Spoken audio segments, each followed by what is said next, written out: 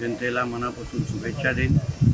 महाराष्ट्रामध्ये हिंदुत्ववादी विचाराचं सरकार आहे आणि म्हणून महाराष्ट्राच्या जनतेला अजून ताकद देणं, सक्षम करणं आणि पोलीस दलाच्या माध्यमातून त्यांना सुरक्षित ठेवणं हेच आमच्या आदरणीय मुख्यमंत्री देवेंद्र फडणवीस साहेबांचं मुख्य संकल्पना आहे। आणि म्हणून आज आमच्या सिंधुदुर्ग पोलीस दलांमध्ये हे नवीन वाहनं जे आम्ही जिल्हा नियोजनाच्या निधीच्या माध्यमातून दिलेले आहेत त्याचं हस्तांतर सोहळा हे महाराष्ट्र राज्याचे गृहराज्यमंत्री ग्रामीण आदरणीय डॉक्टर पंकज भोयरजींच्या माध्यमातून आज करण्यात आलेला आहे। मला विश्वास आहे की आज हे जे वाहनं आमच्या पोलीस दलामध्ये दाखल झाल्यानंतर आमच्या सिंधुदुर्ग जिल्ह्याला अजून सुरक्षित ठेवण्याच्या दृष्टिकोनातून आमच्या पोलीस दलाला अजून ताकद भेटेल असं माझा विश्वास आहे।